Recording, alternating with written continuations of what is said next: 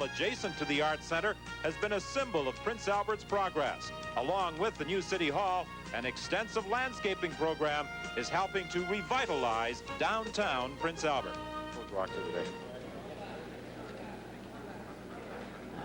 The eighth end, as Ontario attempts to spill the New Brunswick stone, and it just comes up a fraction short of the sideboards. And I would think, being the eighth end, that Sullivan is going to attempt and try and steal a point. This Ontario team is playing very well done, peeling off a lot of rocks and not missing any.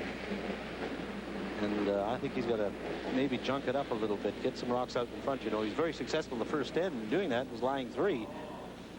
And any time that you get another team in trouble by playing guards or draws, that you maybe should continue it somewhere down throughout the game and give it some tough shots to make. I mean, this Ontario team is not going to miss some open hits, but they may hit the odd one on the nose or a little off center and get some guards out there and get around and make them make some tough shots.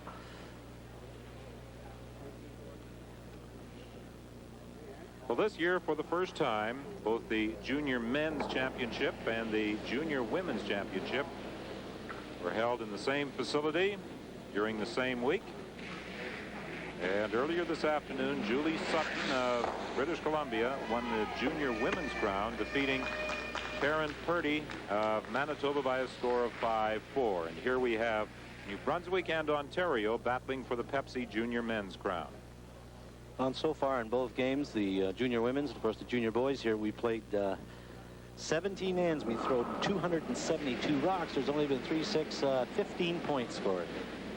So a very wide open game, not much offense, but some real exciting curling. You did all that figuring without benefit of the calculator. Hey, how many tons of rocks is that? Quick.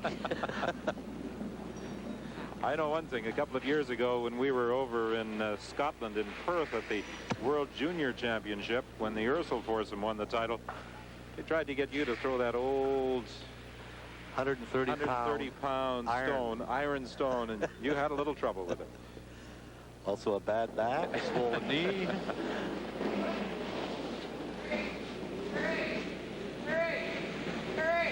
Required a Herculean effort just to lift that stone. Ontario trying to keep things clean as they remove the New Brunswick stone. The shooter also rolls out of play. I'm sure that Wayne Madon feels that he can peel off every guard and he can blank this end, the 9th end, and just give him last rock coming home, and he'll just drop it nicely in the forefoot and win this game. And so that's why I think Sullivan has to start maybe changing it up a bit, and he's trying it. He's thrown 3 rocks out in front. Ontario's peeled all 3, but I think he has to pursue this type of attack. Throw him out in front. Well, Ontario got into a jam on the opening end, but they were able to escape because they gave up just 1 when they were facing 3 New Brunswick stones, with Wayne Medoff throwing his final rock. You know, that may prove to be the biggest decision and one of the biggest shots that Wayne has ever thrown that very first end. You know, some curlers might have tried to run 2 back and everything else and end up giving 2 and a possible 3. But that shows you how level-headed Wayne is, that he decided just to play the draw, cut him down, give him 1. Again, that center guard and the attempted removal by Ontario.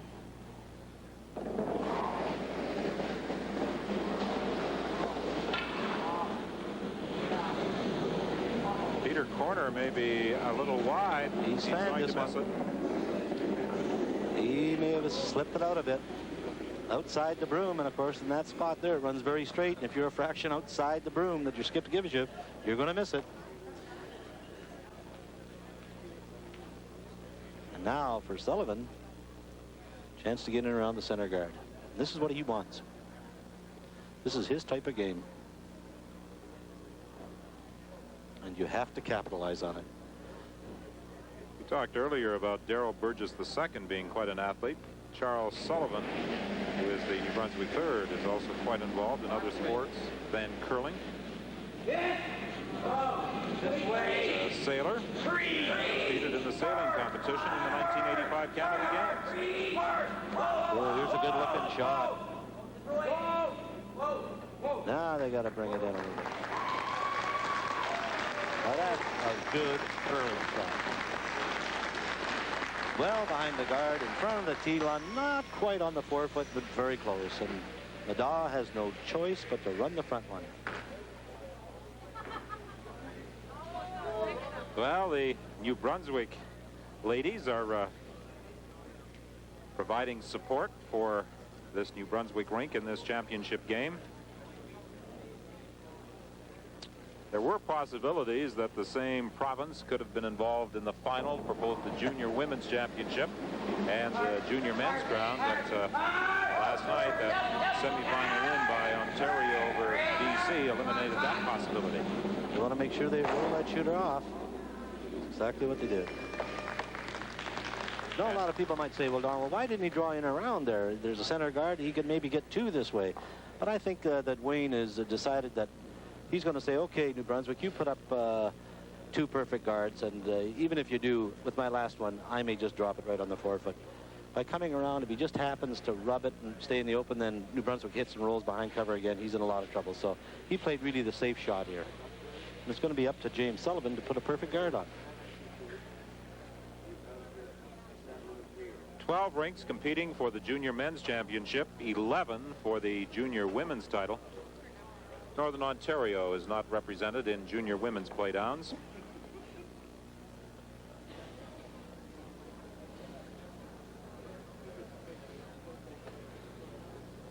'19-year-old Jim Sullivan, the skip of the New Brunswick rink, with his first delivery of this 8th end.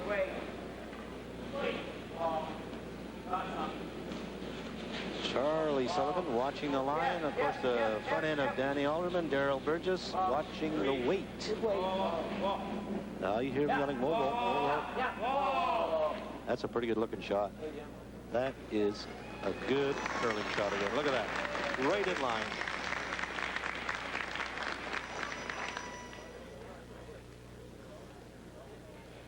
Well, I'm going to tell you, if I'm Wayne Madaw, I would run the front one again, but he's going to elect to draw. He'd better put this one in right. Just throw it on so I can know exactly what the weight is. And here's reading behind it, Don. He wants to throw draw to make sure he knows what draw weight is. And you can see the rock on the center line out in front of the rings, perfectly guarding that one that's not quite biting the forefoot. The trouble for Wayne Madaw here, Don, is that if he doesn't get buried and James Sullivan comes down and hits him and rolls in behind cover again, he is now facing two opposing teams' rocks, and he's going to have to make a cold draw. He's got nice looking weight, but he's got a lot of room by the front rock.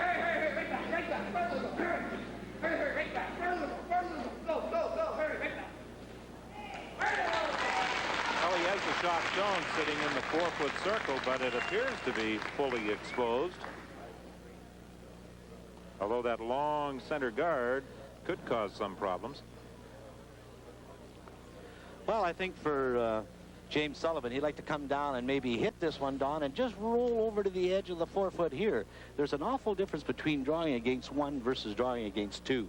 And if he cannot afford to draw or to roll away over to the 8-foot, if he puts it on the corner of the 4-foot, then it might put two shots in Wayne's mind. Maybe the hit on the one on the side or the draw. Backboard right there. I think that I don't want to rack. I don't know whether there's enough room, Don, for him to hit it on the inside and roll behind cover.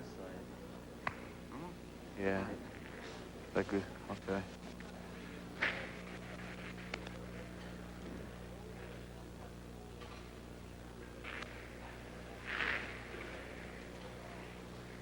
Let's play backboard then.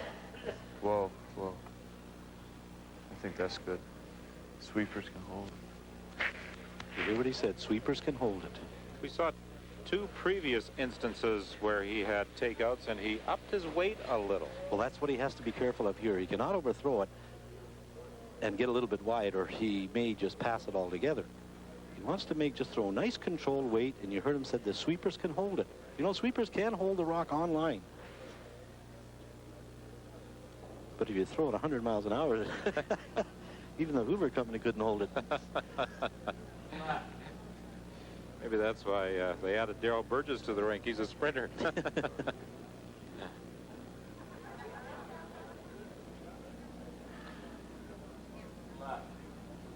Oh, let me tell you, this is an awful place to be changing your mind and adjusting the broom. You adjust it down at this end, not when you're in the other end, because you get a different perspective. He hasn't overthrown it. They got it. They have to get past that center guard. He's past the center guard. Now he should roll. Great shot by Jim Sullivan. Oh, Donnie, if they leave it just a fraction more, he gets a little bit of a more inside roll. You know, I don't know whether Wayne Maddaugh can hit that rock on the nose and end up being shot. God, eh? Yeah. Because even if I hit this, they'd still sit one. Gotta take a bit more ice, eh? Ooh, here's a bit of a gamble. He is going to draw cold to the forefoot. No backing against 2. I mean, if he's 3 inches short of the forefoot, New Brunswick will score 2. But he didn't take much time in making that decision. No, sir. He just put the broom down and away he went. And the tough part for him, Don, is that he's going out a little bit wider. It might be a little bit heavier out there. Well, he has to get that stone almost fully into the forefoot. Ooh, the pressure's on the sweepers to judge the weight. A big shot here for Wayne Maddaugh. Todd Macklin and Dave Hannon have got to judge the weight. Now they got to go on. Oh, he's very close. Now it's got to do some curling. They have to go with it. They have to go with it. Look at this. Look at this. What a shot by Wayne Maddaugh, but he may be just a touch short. Oh, it's very, very close. The best New Brunswick can do, though, is get 1. But what a pressure shot for Wayne Maddaugh to try and draw fully into the forefoot against 2. What do you think? No? Just need to curl a bit more. But you couldn't take a chance. Yeah, sweep it an inch more. It's very close. Though? But I think on New Brunswick has shot rock. And you heard them talking, and he said it had to curl a little bit more, and he had the perfect weight. If it curls another 1/4 of an inch, it curls in towards the fat part of the forefoot. Well, a measurement to determine which stone is shot. And there you see the gauge on top of the measuring stick. He'll tighten that baby up. Put it on the New Brunswick rock. See the dial going up? Now he's just about halfway there. You'll see him. He'll just touch it again. See it? Okay, now he'll move over to the other rock, and let's see where that needle goes. Ooh, it is very close. Look at it. It's almost in the center. It's almost a tie. No? Very close. Yellow rock. New Brunswick. So New Brunswick manages to steal a point on end number 8, and after 8 ends of play, it's New Brunswick leading Ontario in this Pepsi Junior Men's Finals by a score of 4-3.